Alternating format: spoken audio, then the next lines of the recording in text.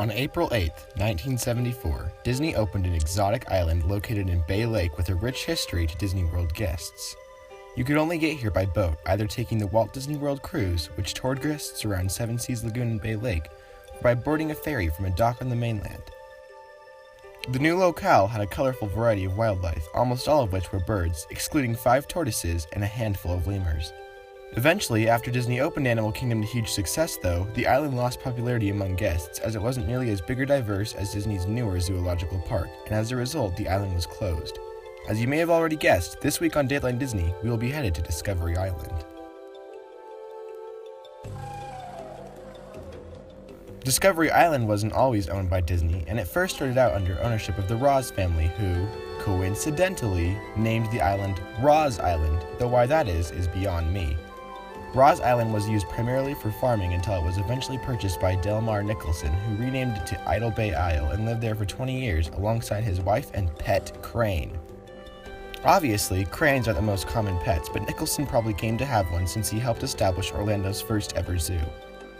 After Nicholson sold the island again, it acted as a hunting retreat before it was finally purchased by Disney in 1965 during their acquisitions of the properties that would eventually make up the Walt Disney World Resort we know today. The original plans for the island had it being renamed Blackbeard's Island and receiving a pirate theme. As the island was landscaped to prepare for its eventual opening, many trees and boulders from all over the world were imported to give it more of a foreign feel. Although, construction took much longer than expected and the island didn't open on time. While it did eventually open to the public as Treasure Island, it wasn't even nearly as themed as it was supposed to be, with the only real tie to pirates being a replica shipwreck. Instead, Treasure Island had a much more ecological theme, with attractions consisting of exotic bird habitats and demonstrations, as well as the various lagoons and beaches of the island. And because the island had nearly no real association with pirates, when Disney decided to expand the park only 2 years after it opened, they also renamed Treasure Island to Discovery Island, wishing to focus more on the variety of flora and fauna being housed there. In order to make the island larger for this expansion, Disney added an additional 1,350,000 cubic feet of soil, along with many more species of flowers and birds to populate the island. After these changes, Disney began to focus more heavily on the efforts that Discovery Island was making in preserving the wildlife there. A notable accomplishment in conservation was the housing of the last dusky seaside sparrow on Discovery Island before it passed away in 1987. Efforts like these were formally recognized in 1981 when Discovery Island was officially named an accredited zoological park by the American Association of Zoological Parks and Aquariums. Guests enjoyed visiting the park too, and it was drawing in more and more visitors each day, or at least it was, until several factors took their toll on Discovery Island, causing it to eventually close its gates forever on April 8, 1999. Prime among these factors was the charges filed against several Discovery Island employees. The charges claimed that these employees were mishandling the animals of the island, even destroying some of their nests and shooting the larger birds. This was a major blow to Disney's PR, but the park was still kicking for just a little bit longer. The final nail in Discovery Island's coffin was the construction and opening of Animal Kingdom on April 22, 1998. By now, hardly anyone was visiting Discovery Island anymore, because why go to the small zoo when you can instead go to the larger one with more things to do and more species to see?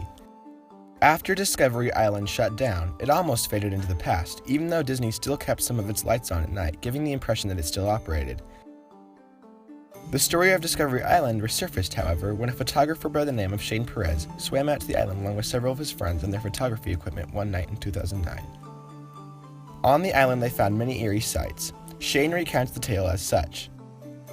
With some small red-colored lights, we made our way through overgrown paths. Almost immediately, we realized we were not alone on this island. We could hear all sorts of noises in the trees surrounding us. We were literally surrounded by what sounded like thousands of birds. We could hear them cawing and cooing in all directions. Some sounded almost like people speaking. With every branch we stepped on that made a snap, a group of birds would be startled and take off all at once, making even more noise.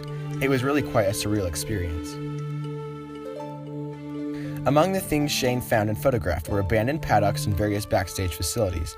Inside, the sights were just as frightening as the sounds on the island. Shane found several snakes being preserved in odd containers. The island was overgrown and deteriorating, and even though Shane and his friends could hear things all around them, the only sign of life they got on camera was a group of temperamental baby vultures, which puffed up and hissed whenever someone tried to get close to them. By now, they all decided they wouldn't have time to see much more before Disney started running their ferries again, so they made their way back before there would be too much risk of getting caught. After his exploration of Discovery Island, Disney banned Shane from ever returning to any of their parks, and his methods of getting to the island were also pretty risky, which he himself acknowledges.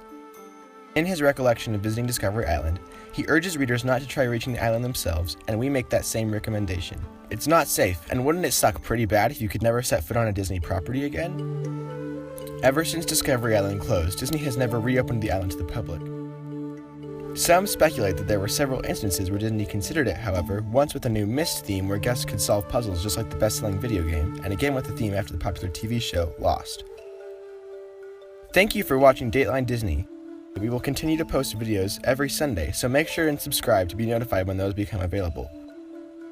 We also want to try and get this video to 20 likes, so if you leave us one, we'll be one step closer to that goal. Add us on our other social media pages using the links in the description, and make sure to tune in next week for more Dateline Disney.